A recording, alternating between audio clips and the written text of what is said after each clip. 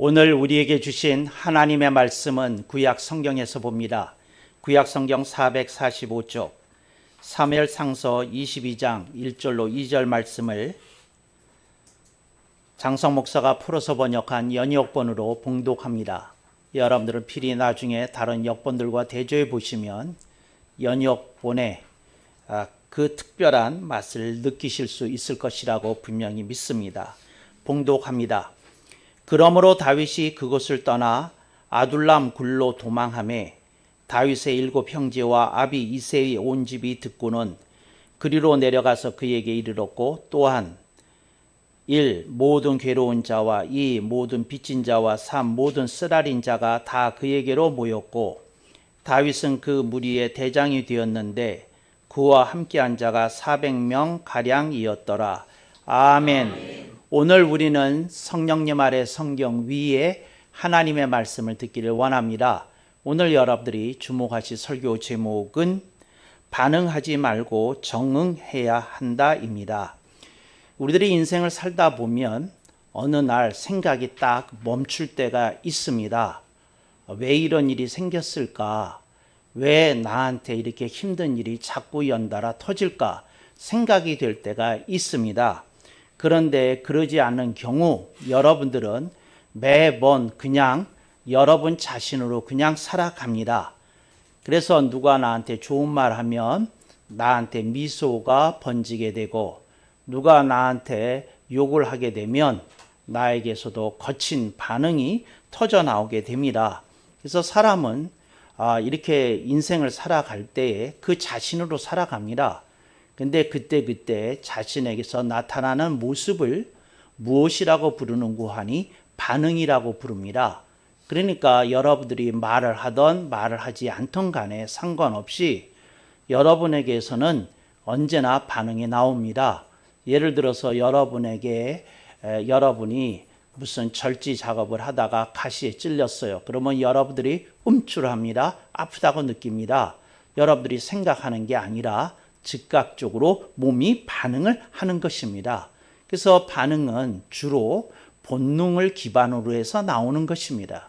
그리고 반응은 생각을 필요로 하지 않는 것입니다. 그래서 반응이 나올 때 먼저 무엇이 작동이 되는고 하니 감정이 작동이 되는 것이다. 이것을 이렇게 여러분들이 생각해 보실 수 있기를 바랍니다. 그런데 사람들이 평생을 그렇게 삽니다. 예를 들자면 여러분이 배고 점심때가 됐어요. 근데 여러분이 점심때가 된 걸 구태여 시계를 보지 않아도 아는 것은 배가 고프기 때문입니다. 출출하네. 밥때가 되었네. 시계를 보니 12시 30분을 가리키고 있습니다. 밥때가 조금 지났네. 이렇게 하면서 여러분들이 점심을 먹으러 갈 생각을 하게 됩니다. 이런 식으로 여러분들은 그 하루를 내내 반응을 하면서 살고 있다. 이걸 여러분들이 기억하실 수 있기를 바랍니다. 그런데 저는 여러분에게 오늘 평생 처음 듣는 단어를 여러분들에게 가르쳐 주는 것입니다. 정응이라고 하는 말입니다. 발을 정자, 응할 응자를 써서 정응이라고 얘기를 합니다. 근데 이 정응이라고 하는 말 여러분들이 알았어야 되는 단어입니다. 그런데 너무 늦게 배우는 감이 있다 하는 것입니다. 이걸 심리학에서는 이 반응과 정응을 뭐라고 가리키는고 하니 react and act 이렇게 얘기를 합니다. 그러니까 여러분들이 반응하는 건 react 하는 거고 정응하는 건 act 하는 겁니다. 근데 이게 어떻게 다르냐 하는 것이 오늘 본문에서 우리들에게 보여주는 이렇게 내용이 되겠습니다. 다윗이 여러분이 잘 아시는 대로 뜻하지 않게 전장에 가게 되었습니다. 근데 전장에 왜 가게 되었느냐? 그 전장이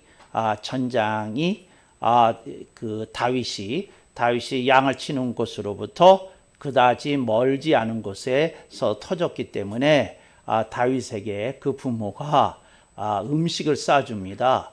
형들에게 이 음식을 갖다가 전해 주거라. 그러니까 전장에서 먹을 게 뭐 있었겠습니까? 또 그 옛날 그 시대에 무슨 군용 식량이라고 할 만한 게 있었겠습니까? 그러니까 음식을 싸줘서 이제 전장으로 갔던 겁니다. 그랬더니 거기서 골리앗이라는 장군이 나타나서 행패를 부리고 있고 도전을 하는 겁니다. 이제 여러분이 잘 아시는 대로 그래서 다윗이 전장에 개입하게 됩니다.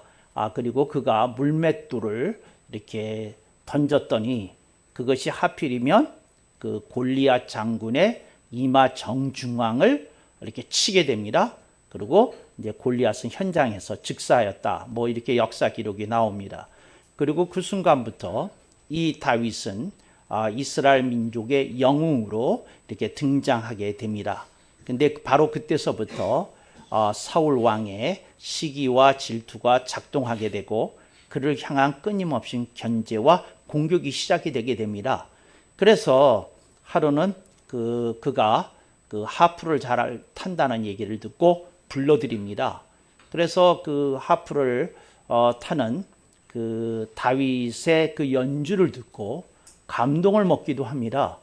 근데 연주가 끝난 다음에 이 괘씸한 놈이 싸움만 잘하는 것이 아니라 음악까지도 잘해? 이 괘씸한 놈. 도대체 너는 못하는 게 뭐야? 그런 시기와 질투가 폭발적으로 증가되어서 그 사울 왕이 옆에 있던 호위병의 그 창을 취하여 다윗에게 던집니다. 다윗이 워낙 날렵한 사람이라 즉각 피합니다. 이제 그러면서 이제 그의 그 사울 군으로부터의 추격이 오는 사울 군으로부터 이제 도망이 시작이 됩니다. 그래서 그가 도망가는데 여러 가지 일을 겪습니다. 이제 그러다가 어디로 들어갔느냐? 아둘람 굴이라고 하는 데로 들어갔습니다. 그러니까 굴에 왜 들어갔을까요? 비바람을 피하기가 좋기 때문에 추위와 더위를 피하기가 굴보다 좋은 곳이 없기 때문에 거기 가서 은신하는 거죠. 거기서 있으면서 어떻게 됩니까? 이제 생각이라는 걸 하게 되는 겁니다. 이제 자신의 상황을 정리하는 일을 하게 되는 것입니다. 바로 그때로부터 그에게 무엇이 출발하느냐? 정응이 출발을 하는 것입니다. 그동안은 내내 뭘 했는고 하니 전장에 나가게 되었다? 그러니까 싸웠죠. 또 사울 왕이 불렀다? 그러니까 하프를 연주했죠. 이제 이런 식으로 주어진 상황에 그는 따라서 살았을 뿐입니다. 마치 뭐와 같은 고하니 글쎄요, 저는 눈 떠보니까 세상에 태어났대요. 그랬더니 사람들이 다 이뻐하대요. 그래서 또 나이가 6살이 됐어요. 그래서 유치원에 갔네요. 유치원이 졸업했더니 뭐 초등학교 가라고 그래요. 그래서 초등학교 갔어요. 또 6년이 지났더니 뭐 중학교 간다고 그래서 갔어요. 그랬더니 또 고등학교 가야 된대요. 고등학교 갔어요. 고등학교 갔더니 남들이 다 가는 대학 가야 된다고 그래서 제 성적에 맞춰서 대학 갔어요. 그들이 2학년 됐더니 선배들이 군대 갔다 오고 녹슨 머리를 다시 기름칠해야 된다고 그래서 대학 3학년 되기 전에 군대 갔어요. 그래서 군대 복학했어요.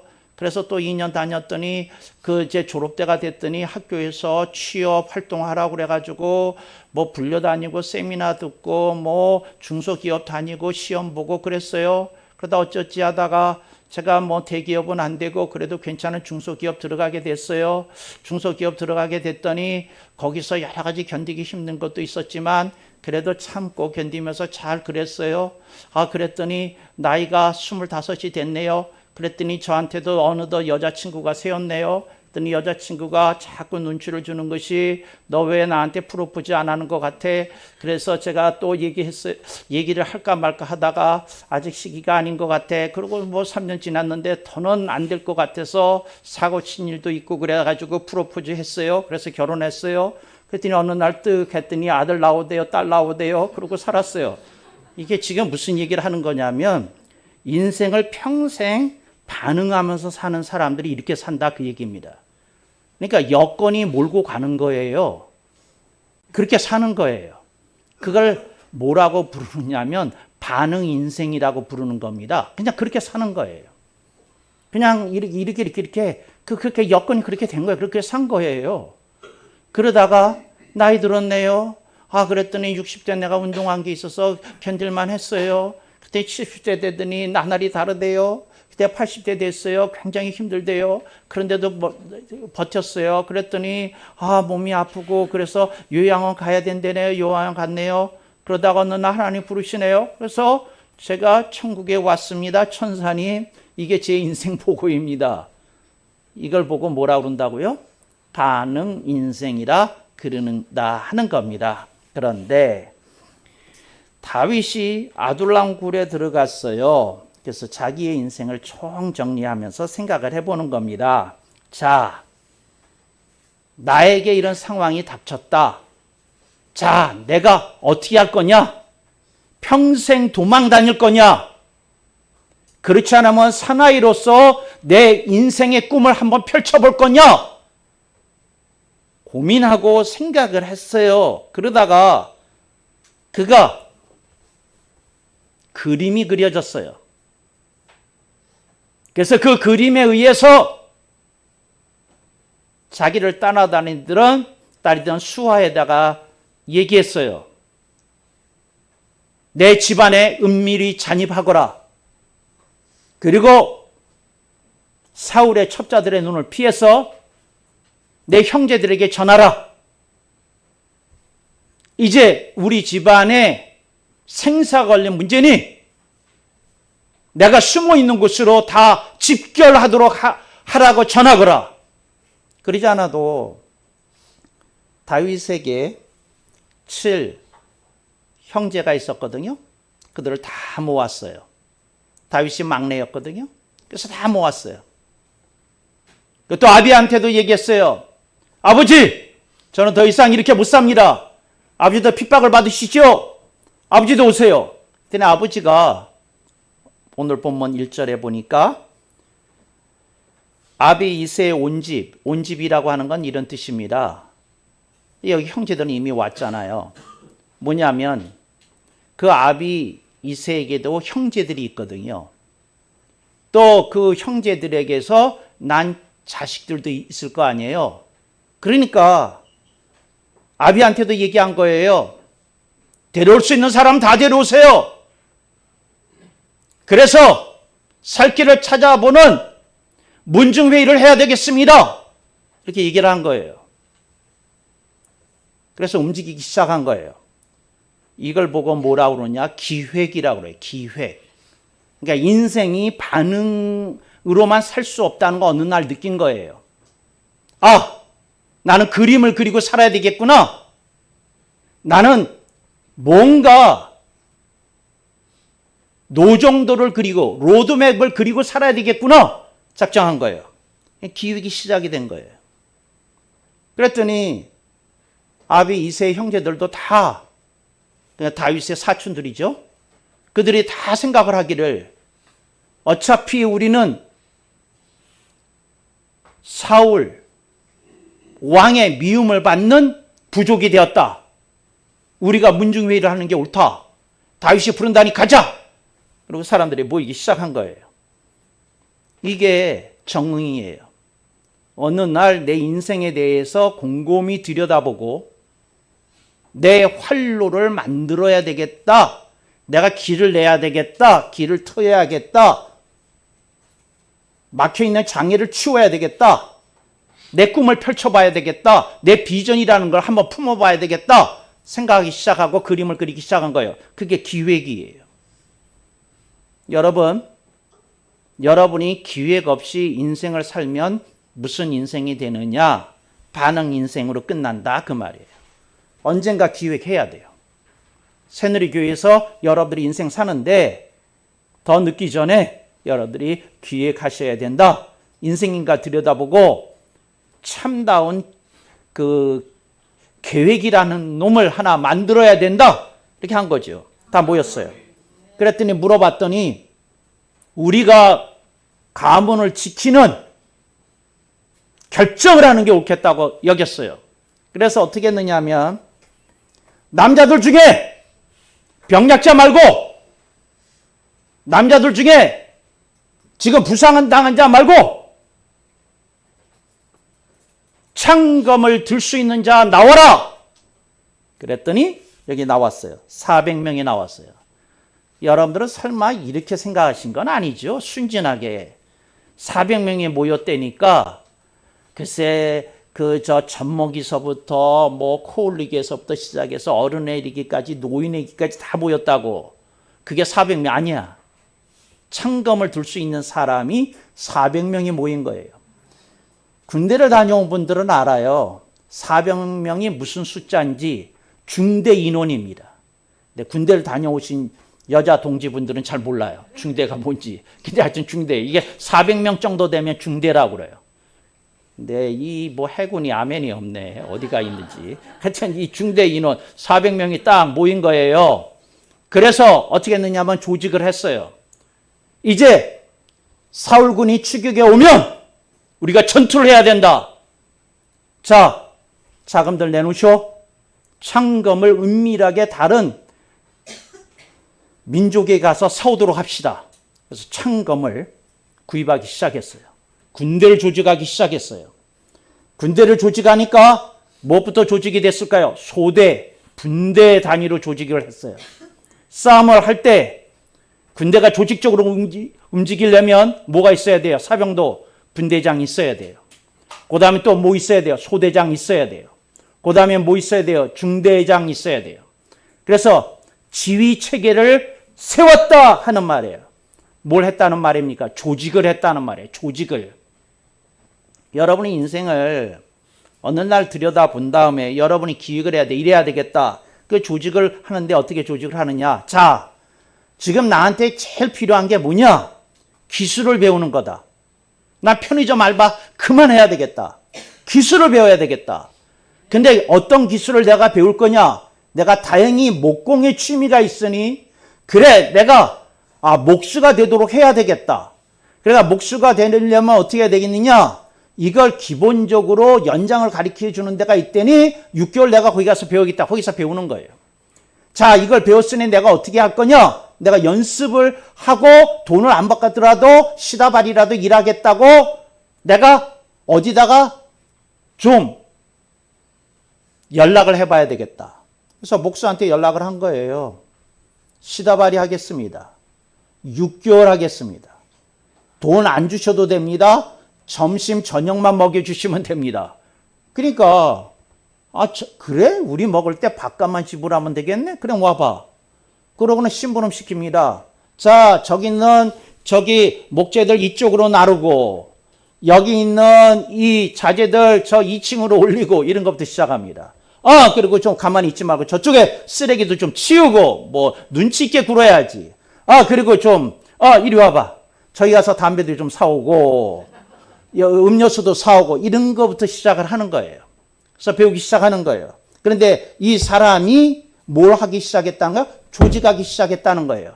그림을 보고 내 인생의 틀을 갖춰 나가는 일을 하기 시작을 했다. 이게 조직이에요. 요즘 너무 많은 20대, 30대가 구직을 포기했어요. 집에 들어 앉았어요. 근데 왜 구직을 포기했느냐? 첫째, 눈치 보기 싫다는 거예요. 둘째, 몸이 너무 힘들다는 거예요. 셋째, 그거 벌어봐야 째찌하다는 거예요. 처음 시작하는 초봉 그 봉급이라는 것이. 그래서 그냥 집에 있으면서 컴퓨터하고 놀면서 라면이나 끓여 먹는 게 더 좋을 것 같다는 거예요. 인생 뭐 별거 있어? 일하고 나면 노는 건데. 나 하루 종일 노는데 어때? 난 다행히 라면도 입맛에 맞는데. 이러고 사는 지금 젊은이들이 300만 명을 넘어가고 있대요. 어떻게 생각해요? 뭘 안 하려는 거예요? 조직을 안 하려는 거예요. 조직을 해야 돼요. 어디에 내가 들어가서 어떻게 배워서 어떻게 움직여서 뭐 해야 되겠다 그러고 이렇게 움직이기 시작해야 되거든요. 그걸 안 하려는 거예요. 들여다보지 않으려는 거예요. 조직이라는 건 이런 뜻이에요. 자, 지난 3년 동안 내가 살아봤는데 돈 모은 게 560만 원이네? 내가 1000만 원은 모았을 것 같은데 그런데 내가 어떻게 된 거야? 그러니까 다시 이제 뒤져보기 시작하는 거예요. 그래가지고 휴대폰에 쫙 왔던 명세서나 뭐나 이렇게 딱 이렇게 봤더니 자기가 너무 쓰잘데없는데 돈을 많이 쓰는 게 보인 거예요. 이거 좀 줄여야 되겠네. 간식 줄여야겠네. 술 먹는 거 이게 줄여야 되겠네. 친구들하고 뭐 기마이 하는 거 이게 줄여야 되겠네. 이게 나오기 시작한 거예요. 이게 조직이야. 기획하고 조직해야 돼. 이제 그걸 누가 하기 시작한 거예요? 타윗이 하기 시작한 거예요. 딱 한 거예요. 여러분, 한 사람을 경호하는데 한 3명 정도가 가장 작은 단위로 붙어요. 3명. 그리고 조금 이렇게 이제 그 행사장에서 움직일 정도 되면 경호 인력이 거기에 훨씬 더 있어서 최소 20명은 붙어야 돼요. 그러면 이제 20명 이렇게 되거든요. 그런데 아주 대형 행사가 돼서 뭐 하려고 그러면 이제 경호 가지고 안 돼요. 지역까지를 통제해야 되면 그걸 보고 뭐라 하냐? 방호라고 그래요. 경호의 범위를 넘어서는 거예요. 방호예요. 지역까지, 움직이는 단위까지 다 시간 초 단위로 계산을 해가지고 그걸 이렇게 딱 짜요. 그 방호예요. 경호에서. 그 다음에 그걸 넘어서 저쪽에서 조직적인 부대가 우리 요인을 치기 위해서 움직이고 있는데 저쪽에서 움직이는 공격하는 부대 인원이 100명이다. 이제 그렇게 되면 이제 방호 단계 가지고 안 돼요. 그 다음에는 뭐로 가느냐면 방위로 가는 거예요. 방어라고 그러기도 하는데 방위로 가는 거예요. 그러면 우리도 최소 100명 이상을 있어야 된다. 이렇게 되는 거죠. 그런데 저 뒤에 뭐가 또 온대요. 그렇다면 우리도 선제 공격을 할 필요가 있겠네? 그러면 필요한 인원이 400명 정도 돼요. 군대에서 가장 작은 단위로 전투를 할 때 요구되는 인원이 중대병력이에요. 400명. 그러니까 400명 정도 되면 뭐를 할 수 있느냐 하면 공격과 방어 양쪽으로 작전을 펼칠 수 있어요. 이제 그걸 할 수 있게 됐다는 거죠. 이걸 운영이라고 그래. 자, 우리는 여기서 참호를 파고 적군이 쳐들어오는 것을 기다렸다가 맞받아 칠 거냐? 그렇지 않으면 우리의 일부는 저쪽의 후방으로 침투해서 유격전을 감행할 거냐? 이렇게 하는 걸 뭐라고요? 운영이라고 그래요. 그러니까 이렇게 해야 되겠다, 저렇게 했다. 공격도 하고 방어도 하는 거예요. 인생은 못난 사람들은 평생 방어만 해. 그런데 공격을 해야 되거든요. 내 몸이 아프다! 공격해야 돼요. 질병에 대해서. 어떻게 공격해야 되나요? 운동해야 돼. 어떻게 해야 되나요? 섭식해야 돼. 이거 공격하는 거예요. 여러분들의 인생에 공격이 나타나야 되거든요. 근데 어떤 사람의 인생이 나이가 들어갈수록 왜 오그라드느냐? 그분을 비난하기 사는 말이 결코 아닙니다. 안타까워서 하는 말이지. 왜 오그라드느냐? 인생을 평생 방어만 했다는 거죠. 공격을 해야 되는데. 제가요, 대한민국 국군에 대해서 갖는 불만이 하나 있어요. 그게 뭐냐면 대한민국 국군은 도대체 공격이라는 걸 안 해봤다고요. 김신조 부대가 내려왔을 때 한국의 공수부대가 평양을 쳤어야 돼요. 아멘을 안 하잖아, 사람들이. 북한에다가 그런 메시지를 줬어야 돼요. 30명 보내면 우리도 30명 보낸다. 간첩을 100명 보내면 우리도 100명 보낸다. 폭격을 하면 10배로 갚아준다. 이제 이런 걸 했어야 되는데 한국은 맨날 방어만 해요. 그러니까 뭐만 한 거예요? 설교 제목에 의하면 반응만 한 거예요. 정응을 했어야 되는데. 대한민국 국군의 계획 속에 평양 점령 계획이 있어요. 그렇지만 한 번도 때려본 적이 없다. 그 말 한 거예요. 내 말은. 북한 점령 계획도 있지만 그건 캐비넷 속에 있는 얘기고 실제로 보여준 적은 없다. 그 얘기죠. 한국의 UDT 특수부대를 잠수함을 통해서 잔입시켜서 북한 함흥에 있는 잠수함 지하기지를 폭파시켰어야 되거든. 저들이 핵 실험할 때마다. 근데 이게 두려워서, 뭐가 두려워서 그런지 그거 못하는 거예요. 반응하지 말고 정응해야 된다. 그 말이에요. 여러분, 대한민국이 위기 상황이야. 근데 맨날 우리는 좌파의 반응만 해. 정응을 해야지. 이제는 우리가 공격할 때다. 이제는 우리가 칠 때다. 이렇게 나가야 되는데 사람들이 너무 이상하게 작전을 짜는 거야. 여러분, 반응만 가지고는 승리 못, 방어만 가지고는 승리 못해. 공격도 해야지. 그런 게 뭐 있어요? 젤렌스키 대통령이 2년이 지나서 러시아 영토에 들어갔어요. 너무 늦게 들어간 거야. 내가 봤을 땐. 전쟁 초기에 들어갔어야지. 그렇지만 그렇게 많은 영토가 지금 우크라이나의 영토의 20%가 러시아 군의 수중에 들어가 있어요. 국토의 20%가. 이게 말이 돼? 일찍이 쳤어야 되거든. 그래서 저쪽을, 러시아군을 정신이 혼란스럽게 했어야 되거든. 진작에 쳤어야 되거든. 그리고 특수부대, 모스크바에다가 잠입시켜가지고 러시아 국방부 공격했어야 되거든. 특수부대라면 가능하거든. 그 사단 병력을 치는 건 불가능할지라도. 근데 이런 걸 안 하네. 나라가 멸망하게 생겼는데. 여러분, 우리가 인생을 살면서 이걸 기억해야 돼요. 반응하지 말고 정응해야 된다. 다윗이 깨달은 거예요. 아, 나는 이제 반응만 하지 않겠다. 나는 이제 드세게 나가겠다. 그 드세게 나가기 시작한 거예요. 부대가. 제가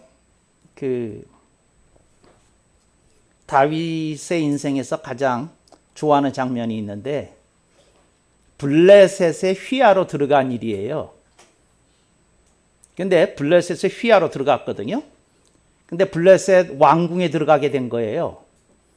이제 왕궁에 들어가게 되니까 왕궁에는 몇 명 정도만 갈 수 있느냐면 다윗과 함께 20명 정도만 들어갈 수 있어요. 근데 다윗이 왕궁에 들어갈 때 조건을 내설했을 거예요. 나를 경호하는 20명 정도는 무기, 창검을 들고 들어가게 허락해달라고. 블레셋 왕이 갑자기 마음 변해서 죽여라 그러면 어쩔 거야. 그러니까 창검을 들고 들어갔거든요. 그런데 그게 이 20명이 들어갔는데 블레셋 군대가 뭐라고 생각했느냐 하면 들어오면 잡아 죽여야지. 이렇게 생각한 거예요. 근데 다윗이 주변에 서 있는 20명을 보고 기겁을 한 거예요. 뭘 기겁을 했느냐면 이 20명이 신호를 보는데 뭘 신호를 보냈느냐 하면 당신이 블레셋 왕이 명령을 내려서 실행하면 우리의 대장인 다윗은 죽을 것입니다. 근데 옆에 창검을 두고 있는 20명이 무슨 얘기를 하느냐면 당신이 명령을 내리는 순간 보좌에 앉아있는 당신부터 죽을 겁니다 하는 신호를 보내고 있는 거야. 20명이. 죽이지를 못했어. 죽이지를. 왕궁에 들어갔다 살아나왔다니까. 나는 가끔 이런 생각을 해요. 새누리교회가 위기에 섰을 때 누가 제 옆에서 창검을 이렇게 들고, 창검을 들고 허리띠에는 검을 차고 오른쪽에는 창을 들고 우뚝 설 수 있는 사람이 누구냐? 사탄에 대항해서. 이런 생각을 해보죠. 표정이 뭐 그래. 우리 교회 숫자라면 한 200명은 나와야 되는데 이게 들고 하는 사람이 이렇게 나와야 되는데 그렇잖아요. 그냥 멋있잖아. 그러니까 다윗이 참 지혜로운 사람이에요. 그러니까 20명을 그렇게 한 거예요. 우리 다 죽을 수 있다. 그러나 당신부터 죽는다. 감히 못 죽이는 거지. 어떻게 죽일 수 있겠어? 그런 그 용장들이 있었다니까요. 그래서 그 20명이 전부 다 이스라엘 역사에 남는 장군들이 됐는데, 그 20명이 다 장군들이 됐는데, 그 재밌는 거는 그 뒤로 다윗은 전쟁에서 한 번도 진 일이 없어요. 그러니까 적진의 가장 중앙부까지 들어가서 살아나온 경험이 있기 때문에 어떤 위기 상황이 돼도 이 사람들이 당황하지 않는 거야. 이겨내는 거야. 힘차게 싸울 수 있는 준비가 된 거야. 이게 정응이야. 저는 여러분한테 이런 얘기를 하는 거예요. 여러분 인생에 비바람 있을 거야. 왔어? 내가 맞짱 떠줄게. 인생의 문제에 대해서, 폭풍에 대해서 이렇게 얘기해야지. 뭐 별거야 네가? 뭐 기껏해야 내가 죽기밖에 더 했어? 근데 사탄아, 너 야구를 소식을 알려줄게. 난 죽어도 천국 가는 몸이야. 왜 이래? 이러고 싸워야지. 뭐 어쩔 것이야. 암덩어리 때문에 겁에 질려가지고 있으면 되겠어? 이게 말이 안 되는 얘기지. 암 정도에. 여러분의 무슨 돈 문제 때문에 그 찌들려가지고 이러고 살면 되겠어? 우거지하고? 정말 그러지 마. 정말로. 펼쳐져야지. 정말 펼쳐져야지. 왜 우거지상을 하고 난리야. 정말로. 여러분들의 인생에서 여러 가지 일들이 있어. 근데 오늘 여러분한테 성경은 이 말씀을 하는 거야. 얘야, 반응 인생으로 살래? 그렇지 않으면 정응 인생으로 살래? 이렇게 얘기하는 거야. 정응 인생. 이제는 좀 다르게 살겠다. 그러면 다 시기 짜고 딱 이렇게 치고 나가서 이렇게 해야 되는 거다. 그렇잖아요. 정말 이렇게 이제는 뭔가 좀 보여줘야 되잖아. 보여줘야 되잖아. 어떤 교회에서 목사님이 용기를 내라고 설교를 했대. 그랬더니 그 권사님이 집에 가서 선언했다는 거예요. 나 용기 냈다. 나 이제 유럽에 가서 한 달, 미국에 가서 한 달, 호주에서 한 달 살기로 했다. 그래서 내 유산 너희들 넘보지 말라.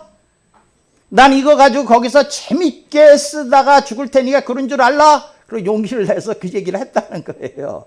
그래서 자녀들이 너무 황당해가지고 나한테 물었어요. 그래서 내가 하는 말이, 엄마가 어렵게 용기 냈는데 응원은 안 해주고 무슨 걱정을 하고 난리냐. 그저 응원해줘라. 이제 그랬어요. 근데 며느리는 좀 다르더라고요. 확실히 며느리인가 봐. 여보, 걱정할 것 없어. 어머니, 여행 떠나기 전에 보험 큰 거 들여드리면 돼. 그러면 어머니 살아계시면 그 유산 우리한테 올 테니 좋고, 돌아가시면 보험금 탈 테니 좋고, 그런 거 아니겠어? 그랬다는 거야. 며느리 달라. 근데 나는 그 며느리한테서 뭘 배웠냐면, 그게 정응이야. 그게 정응이야. 아니, 무슨 말이냐면, 며느리 흉보려고 얘기하는 줄 알았지? 아니야. 나 무슨 얘기를 하느냐면, 어떤 상황이 벌어졌는데, 그 상황에 적극적으로 방어와 공격을 함께 하고 있더라는 거지. 난 이런 며느리가 마음에 들어. 어떻게? 마음에 들어. 혜택자는 본인으로 하겠지, 당연히. 본인이 돈 되니까. 그렇지만, 예. 그래서 며느리한테서 전화가 왔다는 거예요. 저 공항에 같이 가겠다고. 그러면서 저가 얘기를 하더라는 거죠. 그래서 공항에서 보험도 자기네가 들어주고, 그리고 어머니한테는 그랬다는 거예요. 뭐냐면, 어머니 여행 가시더라도 그 6개월은 계시고 그 다음에 떠나세요. 그랬다는 거예요. 근데 보험의 그 장기 계약 중에 그런 게 있대요. 6개월 동안은 뭐 해야 되는. 그래서 6개월 동안은 붙잡아 뒀다가 어머니 가시겠다는 거예요. 근데 이런 며느리 참 뭘 잘해. 정응을 잘해. 정응을. 좀 그렇잖아요. 여러분들이 어떤 속상한 일이 있잖아. 짜증나는 일, 그거 뭐 있잖아. 좀 적응을 해봐. 적응을 해봐. 이거 봐요. 어떤 사람이 여러분을 자꾸 신경을 건드려. 아이스크림 사다 주고 껌 사다 주고 사탕 사다 주고 빵 사다 주고 몇 번 해봐. 그 사람이 당신에게 짜증나는 일을 계속 할 건가? 안 해. 여러분들이 뭘 좀 하면 그 적응을 해야지. 자꾸 반응만 일으키고 뭐하고 그러고 하지 마. 이 세상에서 제일 못난 일이 뒷담화하는 거야. 뒷담화하지 말고 그걸 고치게끔 뭐 만들고 그래야 되는 거야. 정말이에요. 맘카페에 들어가 보면 기절을 해요. 반이 남편 욕이야. 반이. 그리고 반이 자녀 욕이고. 맘카페 들어가지 마. 정말. 적응을 해야지. 적응을 해야지. 네. 인생 별거 있어? 잘 되게 하면 되는 거지. 이렇게 해야지. 인생 별거 있어? 그러면서 뒤에다 이 말 하는 사람들이 있어요. 이러고 저러고 사는 거지. 아니야. 인생은 이러고 저러고 사는 게 아니야.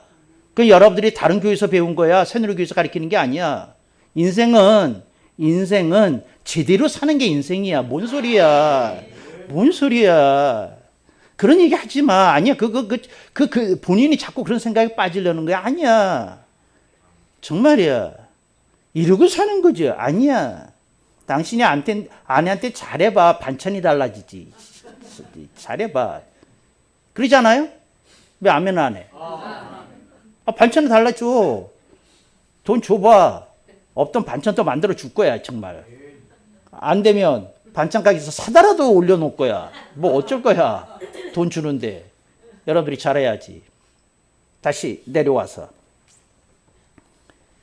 다윗이 아두람 굴 이후로 인생의 반전이 일어나기 시작해. 그래서 결국 왕위에 올라. 나는 여러분한테 이 얘기를 하는 거야. 근데 아두람 굴에 있을 때가 가장 암담했을 때였어. 근데 뭘 했다고? 적응을 했다고. 그래서 뭘 했다고? 기획을 하고 조직을 하고 운영을 했어. 난 여러분한테 그걸 주문하는 거야. 여러분 인생이 마음에 안 드는 게 있을 거야.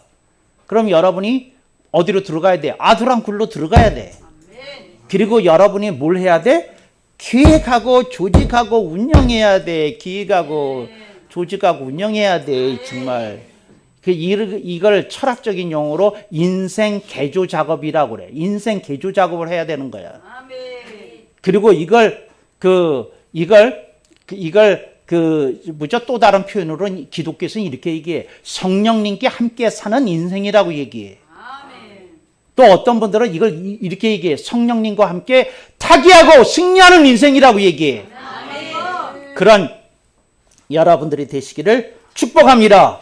아멘 한번.